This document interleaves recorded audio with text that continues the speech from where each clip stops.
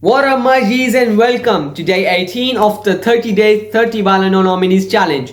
And in today's video, I'm going to be discussing the season long stats and impact of Declan Rice. And we're going to be reviewing everything that he has achieved or done into 23-24 season. And assuming them, we're going to be concluding that does he deserve to win the Ballon d'Or or not. So, Arsenal fans, buckle up for this one.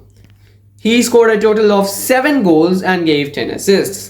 For a 7.47 average match rating was his average match rating in the Premier League. 0.19 goals per 90, 0.22 assists per 90, 0.42 GA per 90, 0.21 XG per 90, 462 minutes per goal, which means that he scored a goal in every 462 minutes he played, which is approximately how many minutes? My math is so bad. I guess 5 matches. In every 5 matches he scored a goal. He took 33 shots, 0.95 per 90. 19 of them were on target, which means that 0.54 shots per 90 were on target. And he gave a total of 2,150 passes, 61.58 per 90, which means he gave almost 62 passes in every game he played. And among those 2,150 passes, 1,950 were completed, which means they were accurate passes, and his passing accuracy is also very brilliant, 90.7%, which is a lot. But considering that he was the one between the defense and the midfield, so he would have probably just given most of the passes to the defender and back to goalkeeper, so that don't just count that much. If he was, of course, a central attacking midfielder or just a midfielder, this would have been an amazing start.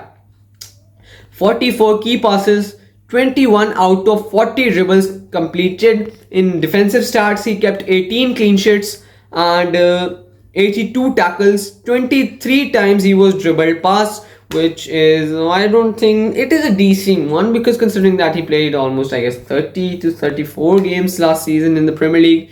This is meh. And he made 44 interceptions. So first we have just got the stats section away. Next we'll come to his trophies, and if any player plays at Arsenal, so what do you expect him to win? Probably a small number of trophies that nobody even cares about, except for the FA Cup, of course, because they won it every season, but they did not win it last season, and are probably not going to win this season, and not even the next. What is Arteta doing? Okay, anyways, in the 23-24 season, he won the FA Community Shield at the start of the season by defeating Manchester City in the final, the last year's champion and the current champions as well.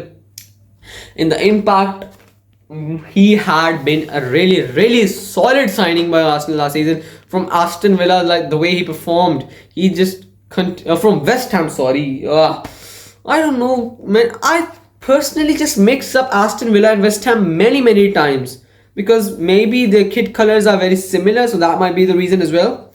So his impact was, obviously, he was a great signing, probably the signing of the season in the Premier League for Arsenal. For not only for Arsenal, but in the whole of the Premier League transfer window, both the summer and the winter. And he proved to be a vital addition to the Arsenal team, as he was the one. I remember one key moment of him versus Liverpool, and I know that would be just imprinted of everybody's mind, even if it is a Liverpool fan, an Arsenal fan, or any other football fan in particular, if he had watched that match, of course. 5 attackers were going on goal. Mohamed Salah had the ball. And who was there from Arsenal to just being there in front of the goalkeeper to defend the ball? It was the one and only Mr. Declan Rice. 1 versus 5 situation. What is the man going to do? It was impossible. But the aura of Declan Rice just stopped Mohamed Salah and other Liverpool attackers. I guess it was Cody Gakpo or Harvey Elliott who just shot the ball over the crossbar, I guess, yes.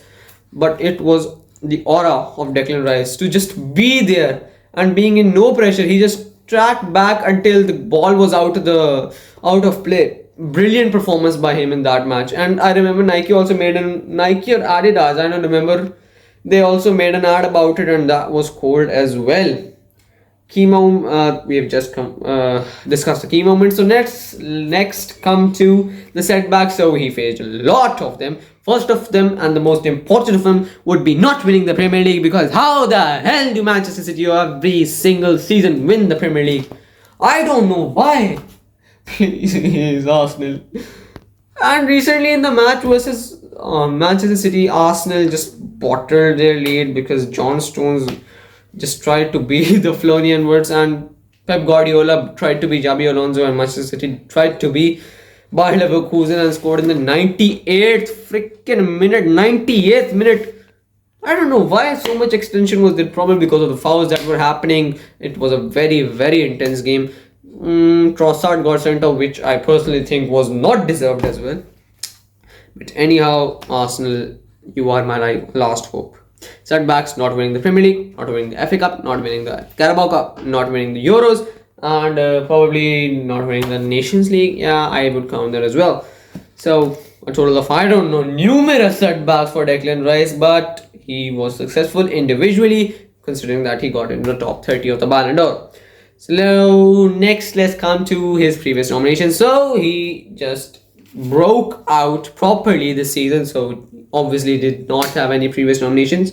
So let's just skip and fast forward to the last segment that you've all been waiting for, which is also the title of the video, which is, does Declan Rice deserve to win the Ballon d'Or, or where will he finish in the top 30 if he doesn't make it into the top 3? So obviously he's not going to make it in the top 10, not the top 20. Maybe it's highly unlikely that he comes into the top 20. He will finish in the last 10 of the 30, because he is not won that much to be just like front runner or even the middle runner or middle position in the Ballon d'Or. Some rankings, trophies do count. Impact wise, he had a great of him, but still I guess that Martin Odegaard would be above him if in the voting, because Martin Odegaard, I guess, had a greater impact, because Arsenal still finished second before the season prior.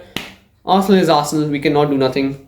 So this was it for today's video, and please like and subscribe to Papaya Talks Footy to join the Papaya Co. Until next video, adios.